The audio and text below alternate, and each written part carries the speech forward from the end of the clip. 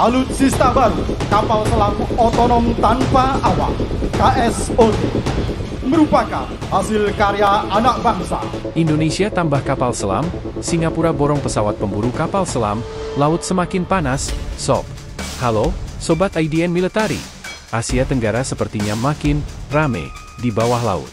Saat Indonesia sibuk menambah armada kapal selam baru, tetangga mungil kita, Singapura, malah borong pesawat pendeteksi kapal selam Boeing P-8 Poseidon. Keduanya sama-sama bergerak cepat dalam memperkuat kekuatan maritim. Bedanya, yang satu fokus pada bersembunyi di kedalaman, sementara yang satu lagi berusaha mengendus musuh di bawah laut. Menarik, kan? Indonesia bangun dua kapal selam canggih Scorpene Evolved. Indonesia resmi menandatangani kontrak kerjasama dengan Naval Group, Prancis, dan PT PAL Indonesia untuk membangun dua kapal selam kelas Scorpene Evolved Full Lithium-Ion Battery. Kapal selam ini bukan sembarangan, sob. Teknologinya termasuk salah satu yang tercanggih di kelasnya. Beberapa keunggulannya, menggunakan baterai lithium-ion yang bisa bertahan hingga 80 hari beroperasi di bawah laut. Panjang sekitar 71 meter, berat 2000 hingga 2800 ton, dan bisa melaju hingga 20 knot di kedalaman laut. Dilengkapi rudal anti kapal dan torpedo canggih seperti Black Shark dan SM-39 Exocet.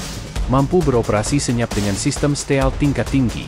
Yang lebih membanggakan lagi, kapal ini akan dirakit langsung di galangan PT PAL Surabaya, bukan cuma beli, tapi sekalian dapat transfer teknologi dari Prancis. Menurut pernyataan resmi TNI AL, idealnya Indonesia butuh 12 kapal selam untuk menjaga seluruh wilayah Laut Nusantara. Saat ini baru punya sekitar 4 unit aktif, jadi penambahan 2 Scorpene ini jelas langkah penting menuju kemandirian pertahanan maritim. Singapura, laut kecil, tapi Poseidonnya ngeri. Sementara itu, di sisi lain Selat Malaka, Singapura justru memperkuat kemampuan anti-submarine warfare, ASW, dengan membeli pesawat Boeing P-8 Poseidon dari Amerika Serikat. Pesawat ini bukan pendeteksi kaleng-kaleng.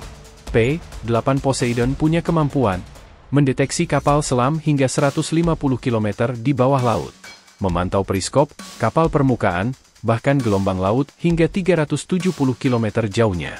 Dapat menjatuhkan puluhan sonobuoy yang membentuk jaringan sensor bawah laut raksasa. Dengan kemampuan seperti ini, satu pesawat Poseidon saja bisa melihat lebih luas dari seluruh laut Singapura yang cuma sekitar 1.300 km persegi. Jadi, jangan heran kalau nanti radar mereka sudah menjangkau sampai perairan Malaysia dan Indonesia. Wajah tersenyum dengan mulut terbuka dan keringat dingin. Yang menarik, Boeing dan ST Engineering juga sudah sepakat membangun pusat layanan Poseidon di Singapura, lengkap dengan pelatihan teknisi dan insinyur lokal. Jadi bukan cuma beli pesawat, tapi sekalian upgrade industri pertahanannya.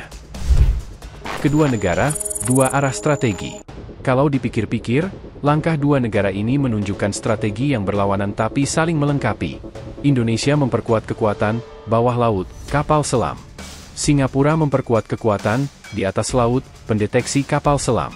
Dalam konteks kawasan, ini membuat perairan Asia Tenggara jadi salah satu wilayah dengan aktivitas militer laut paling aktif di dunia. Selat Malaka, Laut Natuna, dan Laut Cina Selatan, semua punya nilai strategis tinggi dan jadi jalur perdagangan global yang vital. Kesimpulan, laut yang tenang, belum tentu aman. Baik Indonesia maupun Singapura sama-sama tidak sedang bersaing secara langsung, tapi langkah keduanya jelas menunjukkan kesiapan untuk menghadapi dinamika keamanan regional yang makin kompleks.